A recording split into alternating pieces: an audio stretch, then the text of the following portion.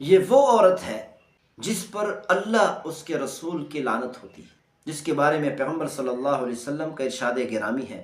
بخاری اور مسلم شریف کی روایت ہے، روی فی البخاری و مسلم عن نبی ہریرہ رضی اللہ عنہ قال قال رسول اللہ صلی اللہ علیہ وسلم۔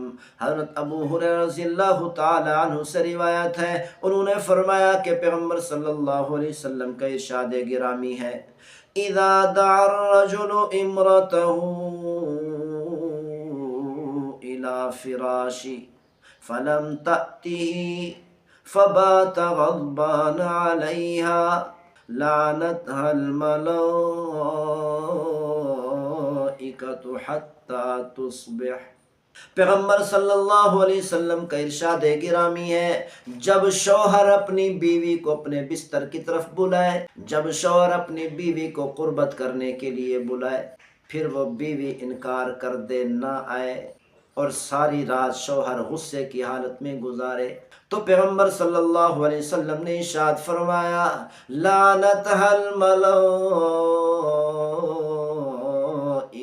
حتی تصبح، تو ساری رات اللہ کے فرشتے اس عورت پر لعنت بھیجتے، ساری رات اللہ اور اس کے فرشتوں کی ایسی عورت پر لعنت ہوتی ہے۔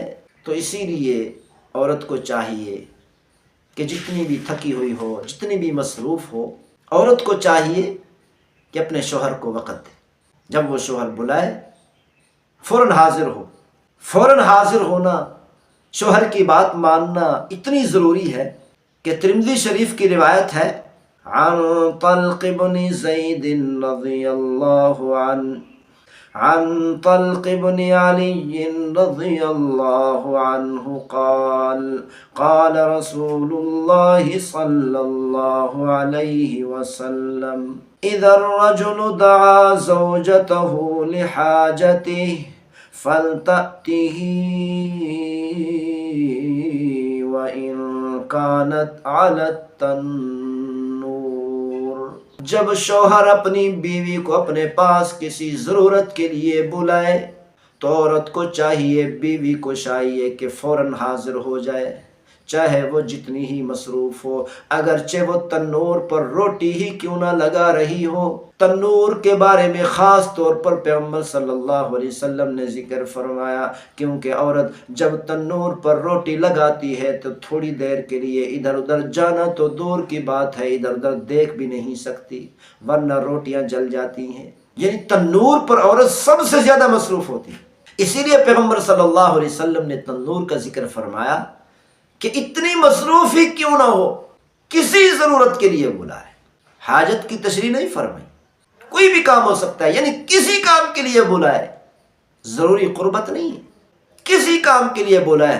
عورت کو چاہیے کہ فوراً حاضر ہو، فوراً اپنے شوہر کی بات مانے۔ کیوں؟ اس لیے الرجال قوامون علی النساء، مردوں کو، شوہروں کو اللہ تعالیٰ نے بیویوں کے لیے حاکم بنایا ہے۔ لیکن یہ حکومت وزیر اعظم اور صدر کی طرح نہیں ہوتی، یہ حکومت ایسی ہوتی ہے کہ اس میں محبت بھی ہوتی ہے اور عزت بھی ہوتی ہے۔ اسی لیے پیغمبر صلی اللہ علیہ وسلم نے فرمایا کہ عورت کو چاہیے کہ اپنے شوہر کی عزت کرے، اپنے شوہر کی ہر بات مانے، ہر کام کرے، کسی بھی ضرورت کے لیے بلائے۔ اگرچہ محدثین کرام نے فرمایا کہ اس حاجت سے مراد قربت ہے، ہم بستری ہے، لیکن حدیث شریف کے ظاہری الفاظ یہ ہے کہ کسی کام کے لیے بلائے، عورت کو چاہیے کہ فوراً بات مانے اور فوراً حاضر۔ یہ عورت پر لازم ہے، کیوں؟ اس لیے کہ یہ شوہر بیوی کے لیے حاکم ہے۔